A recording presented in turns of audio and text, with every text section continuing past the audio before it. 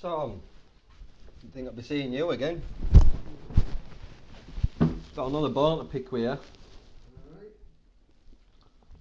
So, So, I understand you don't understand why you'd be sanctioned. yeah, I've got a few questions for you. I mean, Okay, when I saw you, I've got here on my notes here, grounds that you're sending it to the decision maker, being unavailable.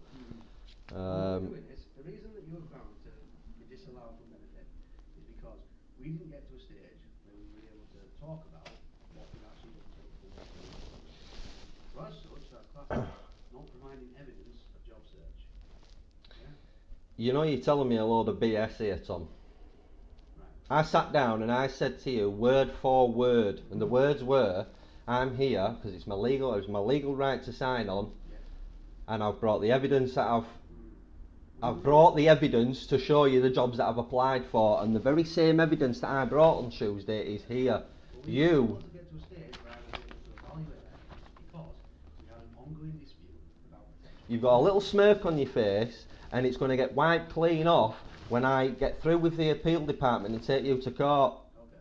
for damages for distress and alarm. Okay, so that's in there. However, because we were unable to get to a point where I was comfortable to actually evaluate whether or not you'd done anything to look for work, And why couldn't we do that? because after repeated questioning about recordings, by the way, and I would say repeated evasive answers to our questions, I decided to end that interview.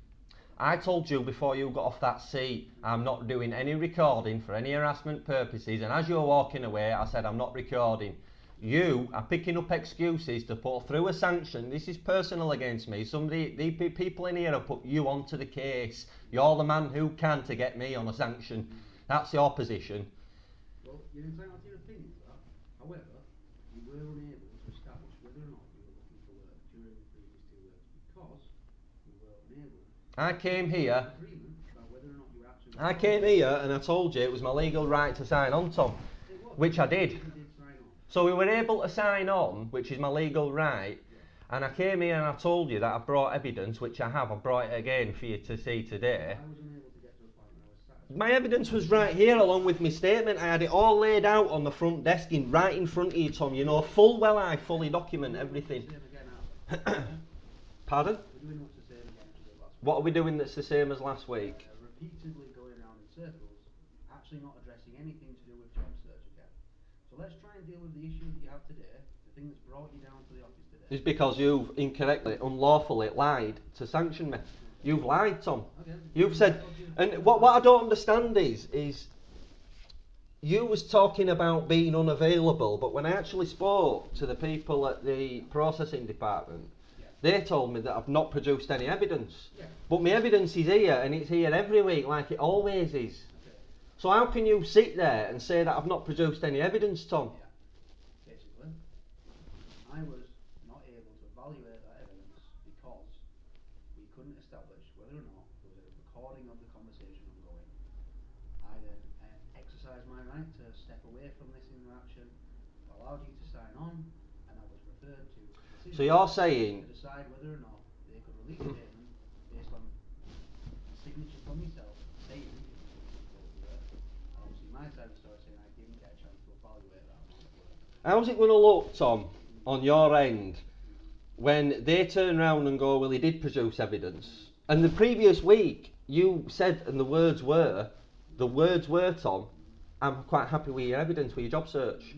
I believe I've brought the same quality of evidence for the sign on Tuesday, brought it with me, declared to you that I've brought it with me, and now you're claiming that you were unable. Unable to what?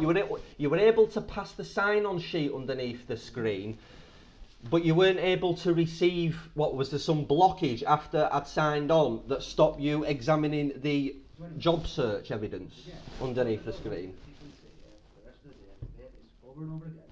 We established the situation as it was. No. I declared to you that we weren't recording. I declared to you we weren't recording before you got off the seat, Tom. And then when you come back, you lied and tried to make out that I only said I wasn't recording as you were walking away. Okay, so I'm about to get off the seat again on legal so we can actually clarify some issues that we've got today. Well, let's clarify these issues. You are currently being disallowed Jobcentre office because of failure to provide evidence of job search. The evidence that I've got in front of me now. Are you disagreeing with that fill in this form saying that you disagree with that decision, and then provide said evidence for job seekers allowance. Yeah? Including the recordings. Okay, if you wish, if you have recordings, that's fine. Yep. I mean, obviously, it's not a great example of your honesty, since I believe you just stated you weren't making recordings at the last. I'm entitled to make covert recordings. You've gone on YouTube. Have you seen yourself on YouTube? Have you heard your own voice? You want to go up there? I've got your little picture up on and everything. Getting named and shamed in this place. How do I find it? Go to I forget the name of the channel. You'll have to find it yourself. No, alright, okay. Well, I'll have a look at that. However, needless to say, I don't give you my consent to put my image or my opinions or voice or anything on YouTube. Well, you're up there now because you've lied. You'd never have gone up there, Tom, if you hadn't have lied. Yeah, you've lied and caused me distress and alarm, so you've gone up on YouTube. You've been named and shamed. Just to be clear, Jobcentre considers that harassment of staff. I consider it harassment of staff when I'm being lied to, and cause distress and alarm. What I'm going to do, I'm going to give you these papers. You can look at them. Give me them. And we're done. Okay? And what about tomorrow morning? Is tomorrow not what is tomorrow morning? Well, I've got this form here. It was Rick who gave me the application form for an appointment tomorrow morning at 9:45. Okay. They're requesting bank statements, which I don't have, Okay. because I don't have any bank account. It goes into somebody else's account. So how do I go about getting a bank account statement? And I assume. I'll have a word with the hardship officer and discuss that issue.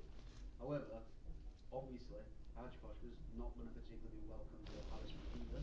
So potentially, you might find you're not able to progress with that interview either. Oh, why's that? Again, stated to me today that during the last interview. I told you I wasn't recording, Tom, because if I told you we were recording, the interview would have been over. Whether you like it or not, I've got to record the criminal activity. You have to post said recordings to internet. Only the ones where there's been clear harassment and lies being committed, and I've pointed it out. It's not as if, because don't forget, Tom, just hold on. I first made my claim in August of 2014. The first recording that went up was February of 2015. That's 6 months, yeah. The first one that went up on YouTube was. Because I made my claim in August 2000. Just hold on. August 2014. 6 months later. To post videos to an internet website. Yeah. If you feel the need to post internet videos, that's entirely up to you, sir. Yeah, I know that. We will deal with that. However, as an organisation, we feel is appropriate. In terms of the reason you've come down to the office today. Yeah. Yeah. You disagree with the decision to stop your job seeking. Well, your decision is based on the fact that I had no evidence, and I've got the evidence here again today. I mean, you could now look at my evidence and go, yeah, you did bring it. I believe you received a letter informing you. No letter. Well, there'll be one in the post. When you do get it, there'll be instructions in that there about how to correctly deal with this situation. Have you given me the rest of them forms? You're still holding on to them. I'm about to end this interview because. Well, I need these forms here. Are you willing to just let's finish this with these forms here? Or do you want me to? Well, I need them forms. These forms. So you're saying. We do, yeah. Are you dealing with me now? You're saying that, providing that I end this interview now, you'll give me the forms only if I end the interview. Is that what you're saying, Tom? No, I won't end the. Give me the forms that you've just told me I need. If you're able to listen. I'm listening. Give me the forms. Right. Let's talk about this. Well, let's talk about it now. You want to talk about it? This is a job seekers allowance. Yeah. Form that will reinstate your benefit after the date of the disallowance. This is a customer statement in which you can put your side of the story forward about why you disagree with the decision to stop your money. Right. And this is a form which will indicate whether or not you wish to make a reconsideration request. Okay? I'm going to give you those forms. You can do with them as you will. I'm going to go in the meantime, have a look, chat with the hardship officer, talk about the issues you have with your bank problems.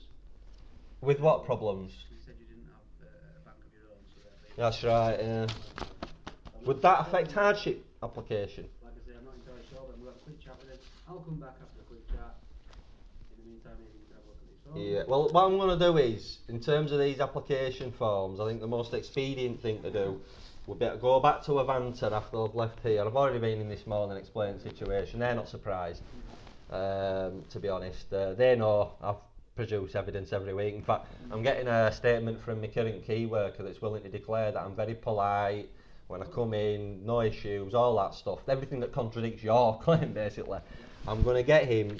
I'm going to fill these out, get them copied, bring them back in today, so that tomorrow morning all these have already been handed in today, and I'll take copies of them and get a receipt when I come back today. So these will be filled out and handed. The hardship forms will be due back until the actual appointment tomorrow.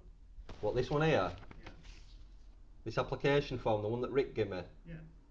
So, what are these? Are these separate? Are these Yeah. different? So, what's this one for? Well, this is an application to apply for hardship. Application for hardship, and this one here. This is because you disagree with well, there's two there, well three, but two are essentially the same document. Right. The So you got. section here is to reinstate job seekers allowance following a disallowance, Right. and this one in your other hand there is because you disagree with the decision to originally disallow your claim in the first place. Right. And what's this explanation reconsideration request? Those two essentially go together. Oh, so that's In that part of the one application. in the same. Right. So it's two forms. Right. Yeah. Right. I'm with you.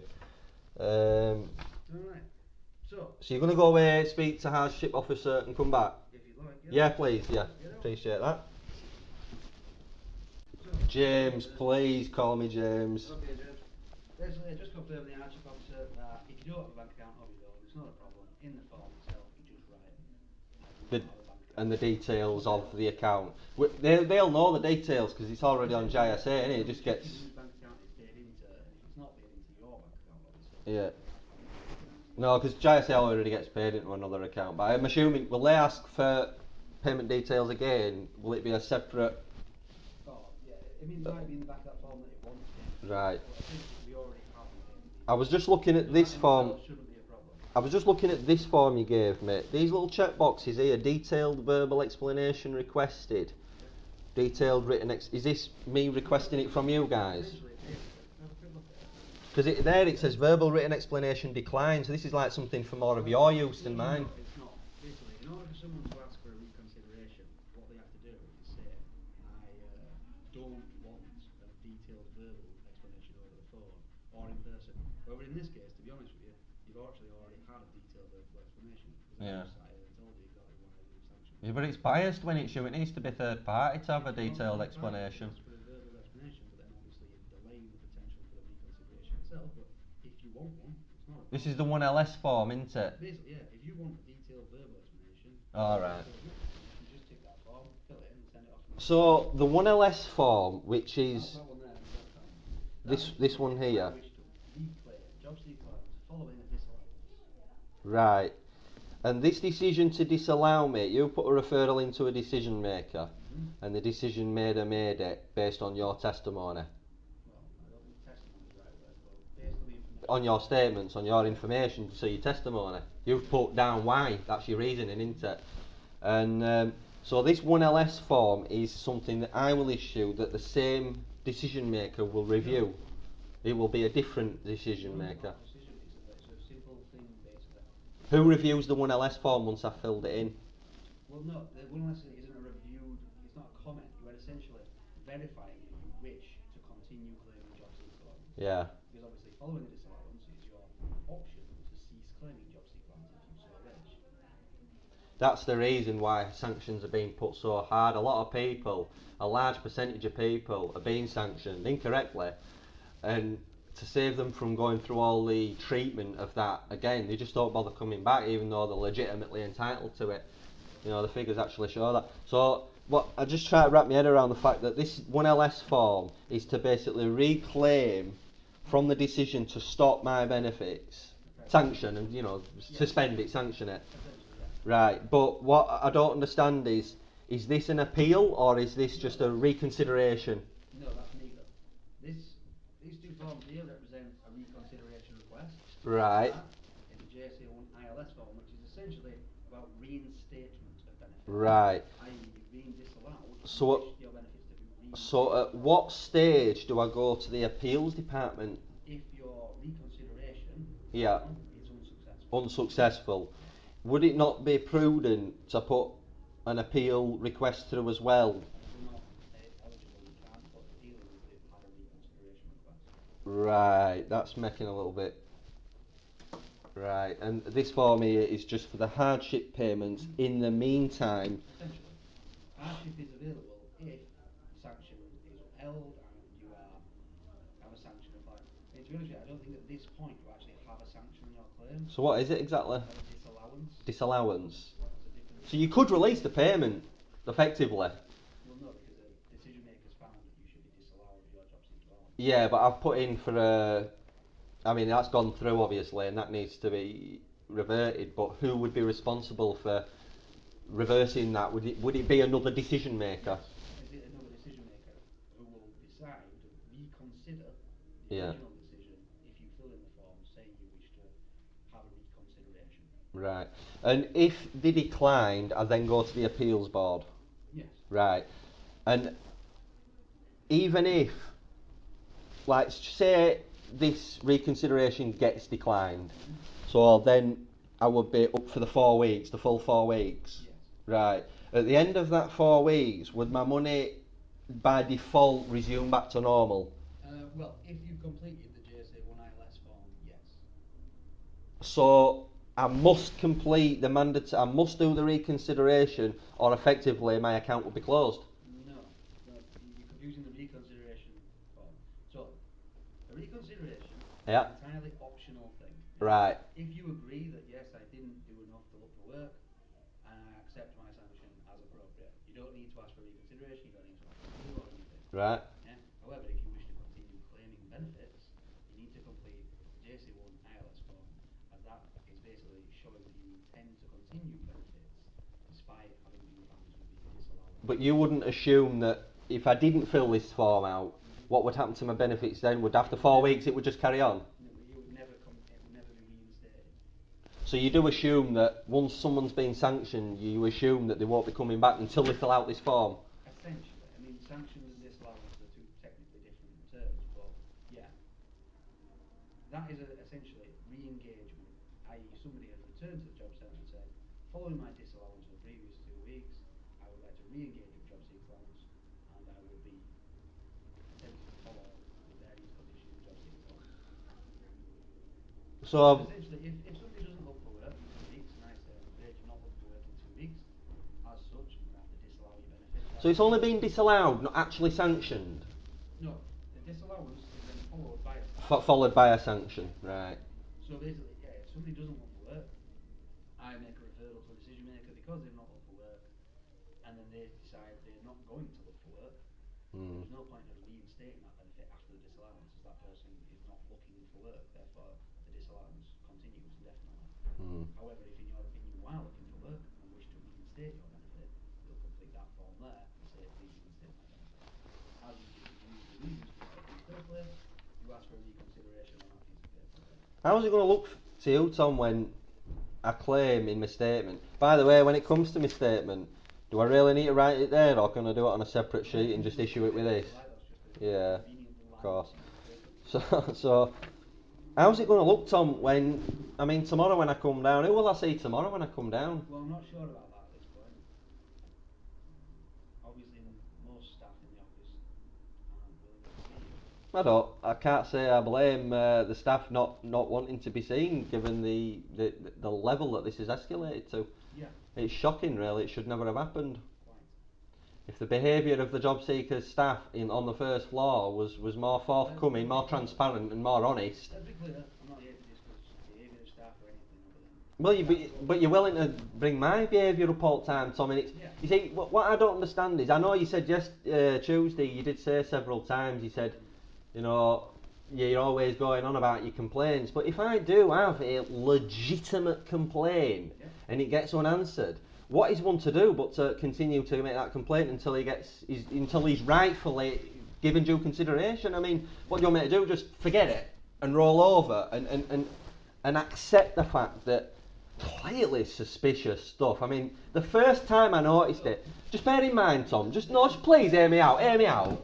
I'd appreciate it, I would, honestly, just hear me out. With your a shocking success, I don't really want to go through it all again. August of 2014, Tom, please, come on, do us a favour, hear me out. For your own conscience, your humanity here, Tom. You've got to do what's right, Tom, for yourself.